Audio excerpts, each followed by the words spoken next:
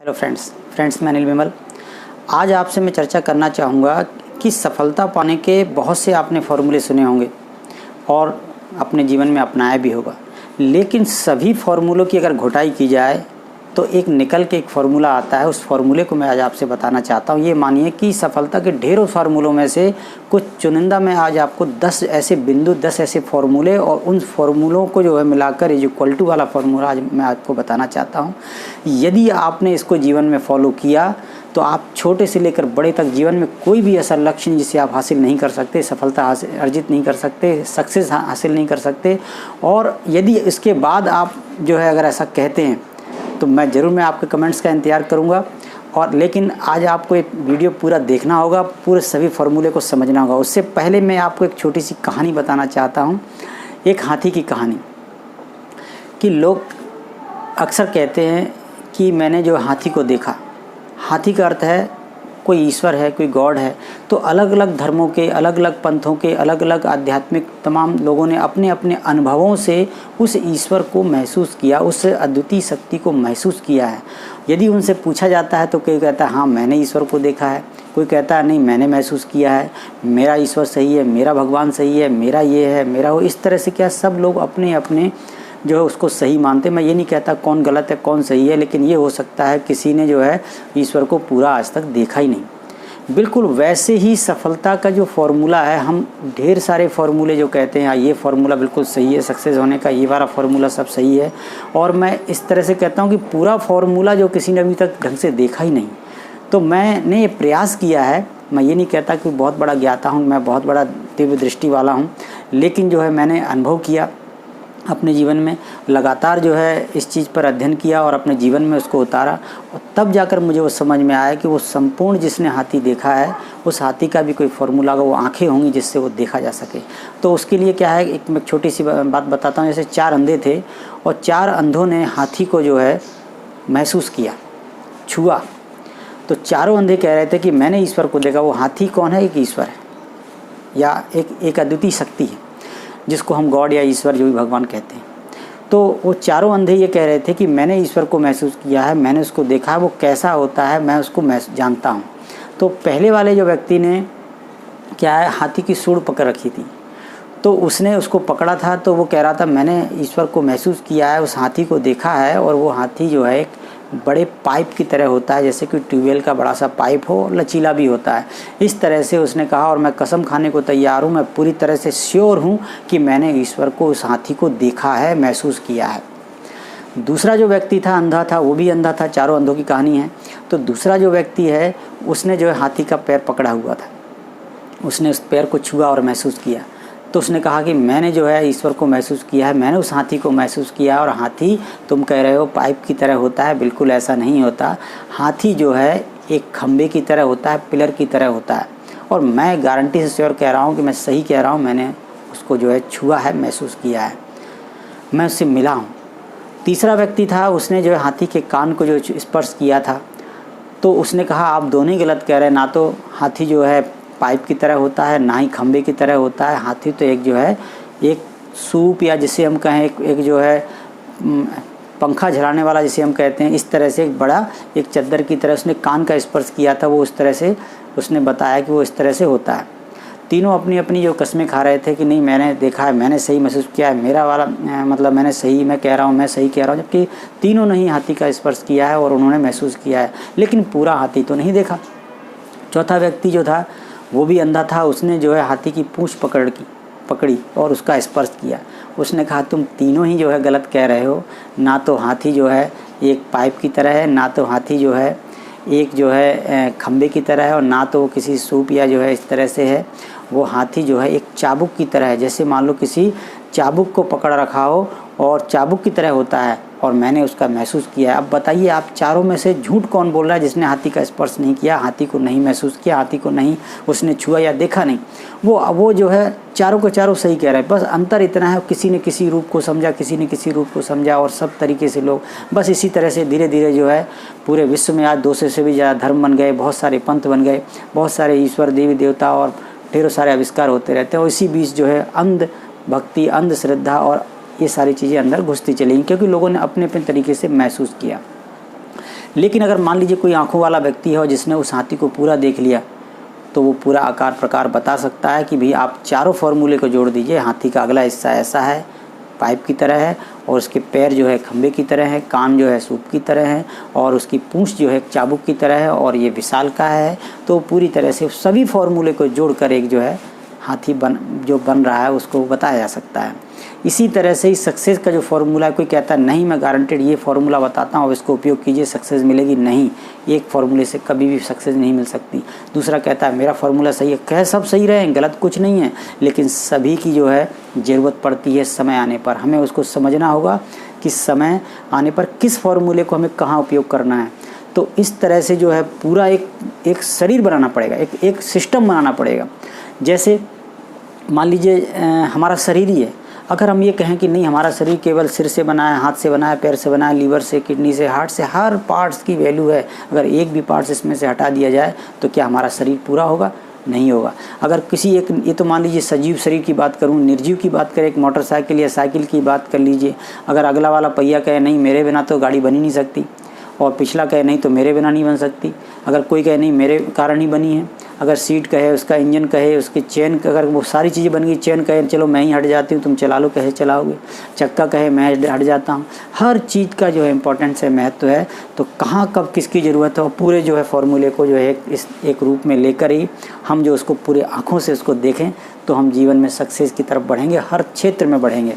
तो मैं आज आपको पूरा फॉर्मूला उन 10 बिंदुओं के आधार पर बताना चाहूँगा जो आप आज इसको समझेंगे। तो इसलिए साथियों आज इस विषय को आप समझे होंगे, वीडियो आप पूरा देखिएगा और ये आपके जीवन में बहुत बहुत बहुत काम आने वाला है, और आपके कमेंट्स का इंतजार भी रहेगा। तो मैं उन 10 फार्मूले को पहले बताता हूँ, जिसमें से 9 फार्मूले पहले बताऊंगा, 10वें फार्मूले पर जो है इसका कंक्लूजन निकाल के मैं आपको 10 फार्मूले के एक साथ जोड़ने की कोशिश करूँगा। फार्मूला है आदतें परिणाम पैदा करती हैं, और या फिर ये कहें कि परिणाम उसके साथ की आदतें बता देती हैं। ये वीडियो थोड़ा लंबा ज़रूर होगा, लेकिन मैं जो है चूँकि बात पूरी समझानी है आपको, तो इस बात को मुझे पूरा डिटेल थोड़ा सा बताना पड़ेगा, लेकिन हर बिंदु को फिर भी मैं संक्षिप्त में बताने का प्रयास करूँगा। और ऐसा कोई बिंदु मैं ऐसा नहीं कह रहा कि कोई नया जो आपने सुना ना हो, जाना ना हो, लेकिन फिर भी आप इनको जो है समझने का प्रयास करेंगे। तो पहला है जो मैंने अभी बात की आपसे, आदतें परिणाम पैदा करती हैं, परिणाम उसके साथ की आदतें बता देती हैं। ये पहला बिंदु है, क्योंकि दुनिया में आज कोई भी व्यक्ति कहीं पर भी है तो उसके पीछे की आदतें ही उसको आज यहाँ लेकर आई हैं। क्यों? आदतें परिणाम पैदा करती। कहा जाता है हम बदले या ना बदलें, एक दिन आदतें हमें ज़रूर बदल देती हैं। इसलिए हमको आदतें जो है सही अच्छी आदतें अपनानी पड़ेंगी, गुड हैबिट्स अपनानी पड़ेगी, या फिर हम ये कहें कि आदतें के पीछे जो हमारा जो परिणाम है उसके पीछे आदतें हैं। जैसे उदाहरण के तौर पर मैं समझाऊँगा, जैसे मान लीजिए कोई पहलवान है, अच्छा बॉडी बिल्डर है, और तो आपने उसको देखा, तो क्या आप उसको देखकर समझ नहीं गए कि वो जो है उसकी आदतें कैसी रही होंगी? वो जो है डेली व्यायाम करता होगा, अधिक से जो है अपने शरीर पर ध्यान देता होगा, अच्छा खान पान रखता होगा, जो परहेज भी करता होगा, इस तरह से जो है अपने स्वास्थ्य पर ज़्यादा से ज़्यादा जो है फोकस रखते होंगे। तो उसके पीछे की दिन रात की जो मेहनत है, वो जिम पे जो मेहनत है, वो जो है आपको उस परिणाम से दिखाई देती है। मान लीजिए कोई IAS IPS या कोई अच्छे पद पर पहुंच गया, तो क्या वो ऐसे ही पहुंच गया होगा? आप ज़रूर समझ गए होंगे कि इन्होंने पढ़ाई पर कितना ध्यान दिया होगा, और जो है किस तरह से अपने आप को जो है पढ़ाई पर झोंका होगा, तब जाकर ये परिणाम प्राप्त हुआ है। मान लीजिए कोई खिलाड़ी है, तो खिलाड़ी ने आज इतना सारा प्रदर्शन कर लिया और इतना जो टॉप खिलाड़ी बन गया किसी भी क्षेत्र में, तो ऐसे ही बन गया। उसके पीछे की दिन रात की मेहनत छुपी होती है, उसकी आदतें छुपी होती हैं, वो ऐसे नहीं होता। तो इस तरह से जो बुरा आदमी है मान लीजिए, तो उसके पीछे भी उसकी बुरी आदतें होती हैं कि अरे आदमी इसके अंदर आदत ही ख़राब है इसलिए ऐसा है। तो इसीलिए आदतें परिणाम पैदा करती हैं, और आदतों परिणाम के पीछे की आदतें वो परिणाम बता देती हैं। तो इसलिए आदतें हमें जो है बदलनी होंगी। अगर परिणाम, दूसरे शब्दों में ऐसा भी कह सकते हैं, यदि परिणाम आपके अनुकूल नहीं आ रहे हैं तो सीधी सी बात है आदतें बदलिए, परिणाम बदल जाएंगे। दूसरा फॉर्मूला, काम कारण से होता है। ये बात भी सही है, क्योंकि हम जब तक अपने अंदर कोई आग न लगे, द बर्निंग डिजायर ना हो, हमारे अंदर कोई कारण ना हो। बहुत सारे लोग हैं कि हम कुछ करना चाहते हैं, लेकिन वास्तव में क्यों करना चाहते हैं उसके भी मान लीजिए उनके अंदर कोई क्यों है, वो क्यों का यदि अपने अंदर उन्होंने ढूंढ लिया, उस कारण को ढूंढ लिया, तो जीवन में ऐसा कोई भी असंभव से असंभव जो कार्य भी है ना, वो भी संभव हो जाता है, क्योंकि उसके पीछे कारण है। और जितने भी लोगों ने हैरतअंगेज कार्य किए हैं और रिकॉर्ड तोड़े हैं, तो उसके पीछे भी कारण होता है। काम कारण से होता है। एक महिला का बच्चा एक मिनी ट्रक के नीचे आ गया। पता नहीं, साइंस तो कहता है इतनी ताकत किसी में हो ही नहीं सकती, किसी इंसान में, लेकिन उसके बाद भी जब उसका बच्चा उसके नीचे दबा हुआ था तो उसको पता नहीं कहाँ से इतनी ताकत आ गई, उसने मिनी ट्रक को भी एक तरफ खिसका के अपने बच्चे को निकाल लिया। क्यों? काम कारण से होता है। कई लोगों को जब बात या दिल पे चुभ जाती है या उसको लग जाती है, कारण उसके समझ में आ जाता है कि नहीं, आज मेरी बेइज्जती हुई है, आज मुझे करना है, या मुझे माता पिता को जो सुख पहुंचाना, या कोई भी समाज में काम जो है उनके अंदर ऐसी भावनाएं आती हैं, तो कारण जब आपको मिल जाता है ना कि मुझे ये करना ही है, तो उसके बाद जो है दूसरा विकल्प नहीं होता। जब डू एंड डाई की स्थिति होती है, वो कहते हैं ना, जब वो आग अंदर जल रही होती है तो जो है ऊपर परिणाम आते ही आता है। रॉकेट जब होता है, जब नीचे जब आग लगती है ना, तभी वो ऊपर जाता है। तो वो जो है काम कारण से होता है, उस कारण को खोजिए आप। तीसरी बात है, काम कारण से तो होता है, लेकिन उसके साथ में आपने कब तक यदि नहीं जोड़ा तो भी आपको जो है सफलता आसानी से नहीं मिलने वाली, क्योंकि लिमिट ही नहीं है, उसमें समय नहीं दिया आपने। आपको सफलता चाहिए, कोई भी चीज़ चाहिए, सक्सेस चाहिए, लेकिन कब तक चाहिए ये भी उसमें लिखिए, आप उसमें जोड़िए, तब आपको जो है वो सफलता आपको निश्चित मिलेगी। क्योंकि कारण और कब तक, हमें ठीक है सफल होना है, क्यों होना है कि हमको अपने चलिए माता पिता की जो है सेवा करनी है, मुझे जो है बहुत जीवन में जो है सुख अर्जित करना है, लोगों की मदद करनी है, बहुत सारे, ठीक है, लेकिन कब तक, ये कोई लिमिट नहीं है। जीवन का तो कोई भरोसा नहीं है, 1 मिनट का ही भरोसा नहीं है। हम कल परसों की जिम्मेदारी कैसे ले सकते हैं? संभावनाओं पे जीवन चलता है, गारंटी पे नहीं चलता। तो अब आप सोचिए, उसके बाद भी हम कह रहे नहीं बनना है, कब तक? कोई गारंटी नहीं।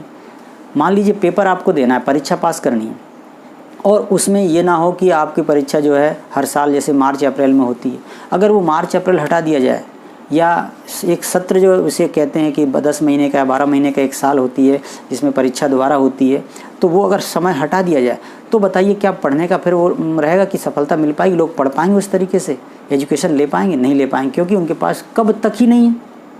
तो इस तरह से मान ली परीक्षा नज़दीक आ गई कि अब 10 महीने रह गए हैं, 5 महीने रह गए हैं, 1 महीने रह गए हैं, फिर आप उस हिसाब से अपने समय को जो है उपयोग करोगे। तो इसीलिए जब तक कब तक अपने लक्ष्य के साथ नहीं जोड़ोगे, सफलता आपको नहीं मिलेगी, क्योंकि आप फिर जो है ढीले पड़ जाएंगे, आलसी हो जाएंगे, क्योंकि अभी लिमिट ही नहीं है। मान लीजिए परीक्षा होगी, कब होगी कोई पता नहीं। तो देखिए क्या होता है, लॉकडाउन में क्या हुआ कि कई बार परीक्षाएँ जो है कैंसिल हुई, तो वही परिणाम देखिए इस बार जो है कक्षा 10वीं 12वीं के परिणाम काफ़ी जो है कम रहे। तो बच्चों से आप पूछिए कि क्यों कम रहे? क्योंकि लिमिट ही नहीं थी, बार बार डेट बढ़ रही थी, तो वो भी जो है इतने जो है परीक्षा के लिए इतने गंभीर नहीं हुए, उस तरह से तैयारी नहीं कर पाए, और पता चला कि नहीं इस बार डेट कैंसिल नहीं हुई और पेपर हो गया। तो यही कारण है कि हमें उसमें कब तक डालना होगा। चौथी बात, इच्छा और संकल्प, इन 2 चीज़ों के बीच में आप अंतर समझिए। इच्छा, कोई किसी से पूछो आप सक्सेस होना चाहते हैं? हाँ, इच्छा है। हाँ। आप करोड़पति बनना चाहते हैं? इच्छा है। हाँ। आप बड़ा आदमी बनना चाहते हैं? इच्छा है। हाँ है। आप जो है कोई अच्छे IAS IPS अधिकारी बनना चाहते हैं? हाँ है। आप बिजनेसमैन बनना चाहते हैं? हाँ, इच्छा है। इच्छा तो बहुत है, लेकिन आपके अंदर क्या संकल्प है? इच्छा किस में नहीं है? आज जो है विश्व के पूरे 5-6 अरब जो लोग हैं, 500-600 जो करोड़ लोग हैं, उन सबसे पूछिए क्या आप जो है अमीर बनना चाहते हैं? क्या आप सक्सेस होना चाहते हैं? क्या आप बड़ा आदमी बनना चाहते हैं? क्या आपकी इच्छा है? तो उनमें से मुझे नहीं लगता कोई एक व्यक्ति भी ये कहे कि जो है मेरी इच्छा नहीं है। इच्छा सबकी है, लेकिन उंगलियों में गिनती पे 1% लोग जो है सक्सेस हो पाते हैं। वो क्यों? क्योंकि जो संकल्प धारण करते हैं, जो संकल्प लेते हैं, वही सफलता का मुँह देख पाते हैं। क्योंकि इच्छा से कुछ नहीं होता, सफलता की अगर आपको चाहिए तो संकल्प लीजिए, और वो संकल्प आपको वहाँ तक पहुँचाएगा और पहुँचा कर ही रहेगा। 5वीं बात है, रोज़ाना 1% ग्रोथ कीजिए। ये जापान का भी सक्सेस का फॉर्मूला है कि रोज़ाना हमको 1% तो हमको अपने लक्ष्य की ओर जाना ही है। यानी कि हर कीमत पे उनका ये कहना है कि हमको गैप नहीं करना। यदि हमको मान लीजिए 100 किलोमीटर का, 500 किलोमीटर का या 1000 किलोमीटर का हमको लक्ष्य बना लिया, हमको चलना है, पहुंचना है, और हम रोज़ाना 10 किलोमीटर, 20 किलोमीटर, 50 किलोमीटर चल रहे हैं, और मान लीजिए किसी दिन हम थक गए या किसी कारण से हमें समय नहीं मिला और हम नहीं उस पर चल पाए, तो क्या हम उसको पूरी तरह से गैप कर दें आज? नहीं, गलत। ड्रॉप तो बिल्कुल भी नहीं करना है। हमको चाहे 1 कदम ही, 10 कदम ही क्यों ना चलना पड़े, 1 कदम ही क्यों ना चलना पड़े, हम आज चलेंगे ज़रूर। क्यों? हमारा 1 कदम भी लक्ष्य की ओर होगा और लक्ष्य को जो है दूरी को कम कर देगा। इस तरह से मान लीजिए आज आपको मतलब कोई अच्छी इंग्लिश सीखनी है, कोई कोर्स ज्वाइन किया हुआ है, कोई बात नहीं, आज हमको कम समय मिला, तो क्या हम इतना भी नहीं कर सकते कि एक मीनिंग जो हम याद कर सकें? कर सकते हैं, इतना तो समय आप निकाल ही सकते हैं। गैप नहीं करना है। आप व्यायाम कर रहे हैं, अच्छे जो है अपने स्वास्थ्य पर ध्यान दे रहे हैं, लेकिन आज जो है आपको समय कम मिला या टाइम नहीं मिला या किसी कारण से, तो क्या आप ऐसा भी नहीं कि 5 बार उठक बैठक कर सकें या थोड़ा सा सीढ़ियों पर चढ़े उतर सकें या खड़े खड़े 10 बार 20 बार जंप कर सकें? इतना तो आप कर ही सकते हैं, लेकिन आपको गैप नहीं करना है। इसलिए आपने जो भी लक्ष्य बनाया है, कुछ भी हो जाए, 1% ये हमको जो है उस पर ग्रोथ करनी ही है। ये न्यूनतम, कम से कम, यानी किसी भी कीमत पर आपको गैप नहीं करना है। तो ये सफलता का महामंत्र है। अगर यदि आप इसको समझ सकते हैं कि हमको 1% भी जो है गैप नहीं करना है। आगे बढ़ते हैं साथियों। अभी तो 5 बिंदु तक ही पहुँचे हैं, 5 और हैं अभी। 6वां बिंदु, लक्ष्य को नियम में लीजिए, सिस्टम में कार्य कीजिए, यानी कि दायरे में लें। लक्ष्य को नियम में लीजिए। आपने जो लक्ष्य बनाया है, दुनिया में कोई भी लक्ष्य बना लीजिए, अगर उसको एक सिस्टम में नहीं डालेंगे आप, तो जो है आप सफलता हासिल उस तरह से कर ही नहीं सकते, ऐसा कह सकता हूँ। जैसे मान लीजिए किसी व्यक्ति को बंदूक की गोली से फेंक के मारा जाए, तो क्या उससे वो मरेगा? हाँ, थोड़ा बहुत घायल हो जाए, चोट लग जाए कहीं एक कंकड़ की तरह, लेकिन वो मरेगा नहीं। लेकिन उसी को अगर गोली में डाल के, उस बंदूक में डाल के, जो है सिस्टम में डाल के यदि उसको मारा जाए या उसको चलाया जाए, तो सामने वाला हो सकता है, आप बताइए क्या परिणाम होगा? बचने वाला नहीं है। तो सीधी सी बात है, वही बुलेट है, वही गोली है, लेकिन हमने उसको जब सिस्टम में डाला, एक नियम में डाला, एक दायरे में डाला, तो वो एक परिणाम पैदा करती है और जो परिणाम सफलता की ओर ले जाती है। इसी तरह से जीवन में आपने कोई भी नियम, जैसे मान लीजिए हम क्रिकेट खेलना चाहते हैं, मान लीजिए पहली बार किसी ने क्रिकेट नियम बनाए होंगे, तो अगर जब क्रिकेट का नियम नहीं होता था, तब मान लीजिए क्रिकेट खेल रहे हैं और नियम नहीं है, और सामने जो है बैट्समैन है और इधर बॉलर बॉलिंग कर रहा है, और अगर कोई नियम नहीं है और बॉलर जो कहीं भी बॉल मारे, फेंक दे, तो क्या बैट्समैन उसको मार सकता है बॉल को? अरे ले भाई मार, मैं इधर फेंक रहा हूँ, वो इधर की तरफ जा रहा है, मैं इधर फेंक रहा हूँ। अगर नियम ही नहीं है तो क्या वो बैट्समैन कभी उसको टच भी कर सकता है बॉल को? क्या वो आउट भी कर सकता है? मान लीजिए बैट्समैन ने खूब ज़ोर से मारा, लेकिन हमने कोई बाउंड्री नहीं बनाई, कोई नियम ही नहीं बनाया, उसको एक दायरे में ही नहीं लिया, तो क्या फिर वो कभी चौका या छक्का लगेगा? अगर वो वाइट की क्रीज नहीं बनाओगे, तो क्या बॉल को बॉलर है जो उस सामने दिशा में फेंकेगा, यानी उसको नियम में फेंकेगा? अगर वो स्टंप हैं और जितने फील्डर्स हैं, सबके लिए एक नियम बनाए गए, एक दायरे में लिया गया, बाउंड्री बनाई गई, नियम बनाए गए, फिर खेल होता है, चाहे फुटबॉल का हो, क्रिकेट का हो, कोई भी हो। इसी तरह से जीवन में अगर आपने लक्ष्य बनाया तो उसको दायरे में नहीं लिया, सफलता नहीं मिलेगी। आपका सपना है कि मैं एक जीवन में एक हॉस्पिटल बनाना चाहता हूँ, कभी नहीं बना सकते। आपका सपना है कि मैं एक अनाथ आश्रम खोलना चाहता हूँ, कभी नहीं खोल सकते। आपका सपना है मैं पैसे कमाना चाहता हूँ बहुत, कभी नहीं कमा सकते। ऐसे आप कुछ भी आपने लक्ष्य बना लिया, लेकिन आप उसको, मैं कहता हूँ, कभी नहीं कर सकते। क्यों नहीं कर सकते? उसका कारण है क्योंकि आपने उसको नियम में नहीं लिया। आप जो है एक अनाथ आश्रम तो खोलना चाहते हैं, तो आपने नियम में लिया कि मैं 50 लाख का, 10 लाख का, 20 लाख का, 1 करोड़ का, जो 50 लाख का ही मान लीजिए, 50 लाख का एक अस्पताल खोलना चाहता हूं और मैं इसको 5 साल में खोलना चाहता हूं या फलाने सन तक खोलना चाहता हूं, 10 साल में खोलना चाहता हूं। यदि आपने उसमें क्यों और ये कब तक ये साथ में जोड़ दिया कि नियम में ले लिया, तो फिर निश्चित आपको जो है सफलता मिलेगी। आप एक कार तो लेना चाहते हैं, लेकिन कार का आपने रंग नहीं बताया, उसका कंपनी नहीं बताई, उसकी रेट नहीं बताई, मुझे इतने रेट की कार, मुझे 10 लाख की कार और मुझे इतने सन तक मुझे लेनी है, तो आपका जो लक्ष्य नियम में आ गया। जब नियम में आता है तो प्रकृति में हड़कंप मच जाता है, पूरी कायनात आपको उससे मिलाने में लग जाती है, तभी लग जाती है जब वो नियम में आती है। क्यों? फिर आप उसके लिए काम करते हैं, सारे नियम, सारे फॉर्मूले एक साथ काम करते हैं, और जब जिसकी ज़रूरत पड़ती है आप उसका उपयोग समझ पाएंगे। तो इसलिए आप इन सभी चीज़ों को जोड़ के देखेंगे तब समझेंगे। तो इसलिए अभी जो मैं बात बताई कि हमें क्या करना पड़ेगा, 6वीं बात, हमको उसको सिस्टम में लेना पड़ेगा, नियम में लेना पड़ेगा। आप यदि पैसा कमाना चाहते हैं लेकिन नहीं, आप कितना कमाना चाहते हैं जीवन में ये तो लिखिए। मैं 1 करोड़ कमाना चाहता हूँ, 2 करोड़, 10 करोड़, 1 अरब, 2 अरब, कुछ तो लिखिए। आप अपने नाम से चेक काटिए कि मैं जो है इतने वर्षों में फलानी डेट, फलानी तारीख, फलाना सन, इतने सन तक मुझे मेरे अकाउंट में इतने पैसे, इतने करोड़ रुपए मेरे इसमें होंगे, या इतना मुझे चाहिए, मेरा लक्ष्य है जीवन का। तो आपने उसको सिस्टम में ले लिया, दायरे में ले लिया। अब देखिए फिर वो कार्य कैसे होता है। आपने कहा नहीं मैं करोड़पति बनना चाहता हूँ, कब तक नहीं मालूम, क्यों नहीं मालूम, दायरे में नहीं मालूम, कितना ये भी नहीं मालूम। तो जब यही नहीं मालूम, घर से निकल पड़े, कहाँ जा रहे हो पता नहीं, कब तक पहुँचोगे ये भी नहीं मालूम, कब तक लौटो ये भी नहीं मालूम, कब कहाँ कैसे कुछ भी नहीं। तो इस तरह से कभी भी आप सही ट्रेन नहीं पकड़ पाएंगे। आप रेलवे स्टेशन, बस स्टैंड पे जाइए और कहिए टिकट देने वाले से कि भाई साहब मुझे एक टिकट दे दीजिए, मुझे जाना है। तो वो कहेगा कहाँ का जाना है, कौन सी रेल की टिकट दे दूँ। तो आपको पूछेगा कि कहाँ जाना है, कौन सी आपको चाहिए। आपको नहीं कोई भी दे दो, तो वो देगा नहीं। वो कहेगा भैया आप जो है टिकट, कहीं जब नाम ही नहीं बता रहा आपको कहाँ जाना है, कहाँ की टिकट दे दूँ मैं।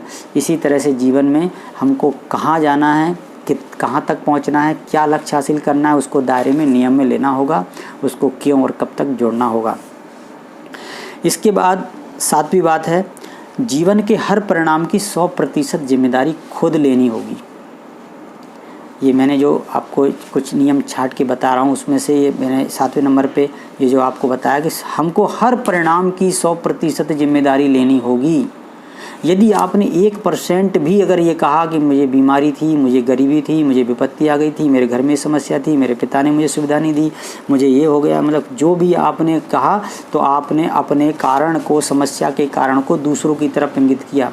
और दूसरों की तरफ इंगित किया, इसका मतलब आपके कारण का समाधान कोई दूसरा ही करेगा। और इसी बीच आपने कहीं ये कह दिया मेरा मुहूर्त सही नहीं था, मेरा जो है मेरे जो भाग्य सही नहीं था, मेरा भाग्य भगवान या किसी लक के भरोसे आप रह गए, तो सीधी सी बात है फिर भाग्य भगवान के भरोसे सही कराइए उसको। तो इसीलिए आपको 1% भी जो है किसी दूसरे की तरफ जो है अपनी जिम्मेदारी नहीं देनी होगी। यदि आपने जीवन में 100% जिम्मेदारी ली, तो अब आप सोचिए आपकी समस्या का कारण कौन है, आप खुद हैं। निवारण कौन है, आप खुद हैं। तो इस तरह से आपकी समस्या का जब कारण ही आप हैं, तो फिर उसका निवारण भी आप ही हैं। तो आप सोचिए आपको 100% अपनी समस्या की जिम्मेदारी, हर परिणाम की जिम्मेदारी आपको लेनी ही होगी। यह 8वें बिंदु, अपना इकिगाई खोजें। अपना इकिगाई खोजें और उस पर कार्य करें।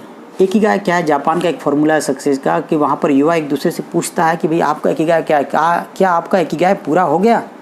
इकिगाई का मैं संक्षिप्त में बताता हूँ कि जैसे जिसमें 4 बातें पूरी हो जाती हैं वो उसका इकिगाई होता है। जैसे जो आप करना चाहते हैं क्या उसमें आपकी रुचि है, पहली शर्त, तो ठीक है आपकी रुचि है। दूसरा, जिसमें आपकी रुचि है वो कार्य यदि आपको नहीं भी आता तो क्या उसके लिए सीखने को तैयार हैं।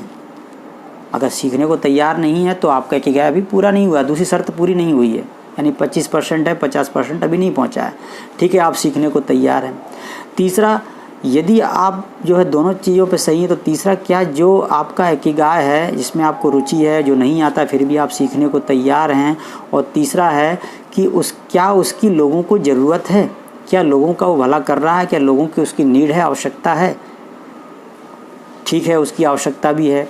चौथा, क्या आपको उसी चीज़ से जो आय हो रही है, आपकी जो आजीविका चल रही है।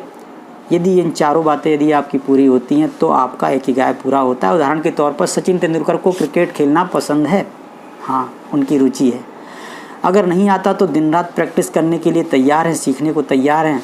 वो रात हो, दिन हो, सुबह हो, शाम हो, हर समय जो है तैयार हैं। क्या इसकी ज़रूरत है, लोगों की आवश्यकता है, हाँ मनोरंजन के लिए ज़रूरत है लोगों को जो है। आप जानते हैं खेलों की कितनी अहमियत है, और इसलिए आप नहीं खेलेंगे तो कोई खेलेगा। तो इस तरह से जो है वो क्रिकेट जो है या किसी भी तरह के खेल की जो है लोगों को ज़रूरत भी है। चौथी बात है, क्या उसी से आप आजीविका कमा रहे हैं। तो सचिन जी की आजीविका क्रिकेट से ही चल रही है। इसी तरह से तो उनका इकिगाई पूरा हो गया। अमिताभ जी को जो है शौक़ है एक्टिंग करने का, ठीक है उनका शौक़ है, क्या उसको सीखने के लिए तैयार है। तो हाँ बिल्कुल तैयार है, उन्होंने सीखा भी, डायलॉग भी सीखे, एक्टिंग करना भी सीखा, अपने आप को निखारा भी।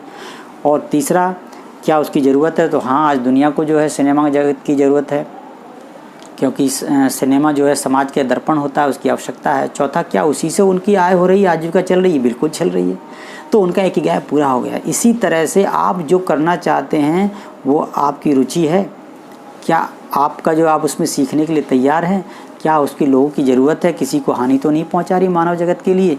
और चौथा जो है, क्या आप जो है उसी से आजीविका कमा रहे हैं? यदि चारों बातें आपकी पूरी होती हैं तो आपका इकिगाई पूरा होता है। तो इस तरह से इकिगाई अपना पूरा कीजिए, ये सफलता का सबसे बड़ा, ये भी एक महत्वपूर्ण बिंदु है। और नौवां पॉइंट है, डेली किए जाने वाले कार्य एक दिन परिणाम पैदा करते हैं।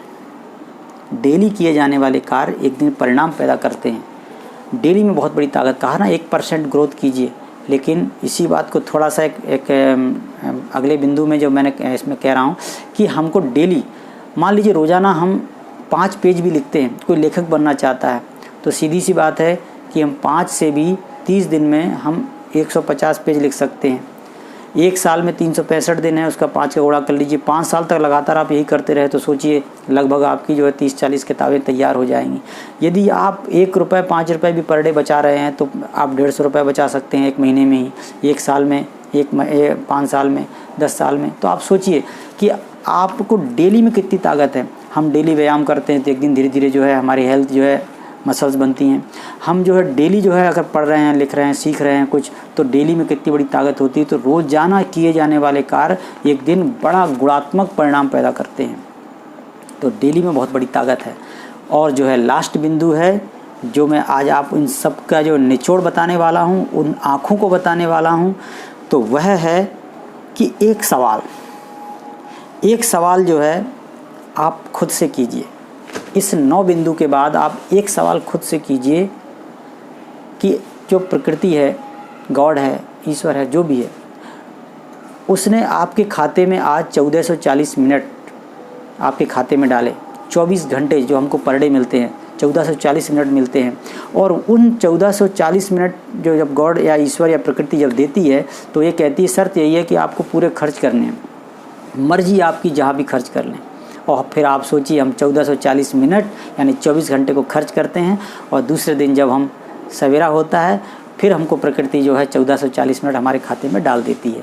तो वो 1440 मिनट यानी 24 घंटे आपके हैं। आपको कैसे खर्च करने हैं इस पर कोई रोक टोक नहीं है, कोई ईश्वर, कोई गॉड, कोई आपको रोकने वाला नहीं है, वो आपके हाथ में है। केवल एक सवाल कीजिए अपने आप से कि आज आपने अपने लक्ष्य के लिए कितना खर्च किया, कितना समय दिया। ये बात अपने आप से पूछिए, रोज़ाना पूछिए, चाहे उसको लिखिए और उसको जो है आप उसको टिक लगाइए। मैं अच्छी अंग्रेज़ी सीखना चाहता हूँ, मैं कंप्यूटर सीखना चाहता हूँ, मैं बिज़नेस के हुनर सीखना चाहता हूँ, मैं अच्छा यूट्यूबर बनना चाहता हूँ, या मैं बड़ा आदमी बनना चाहता हूँ, मैं ये परीक्षा पास करना चाहता हूँ, मैं वो करना चाहता हूँ। जो भी आपका लक्ष्य है, जो जीवन में करना चाहते हो, मरने से पहले करना चाहते हो, उनकी 30 कामों की लिस्ट बनाइए, 10 की बनाइए, उसमें से और प्राथमिकता पे छाटिए, 4-5 कामों को निकाल लीजिए जो प्राथमिकता के आधार पर हैं।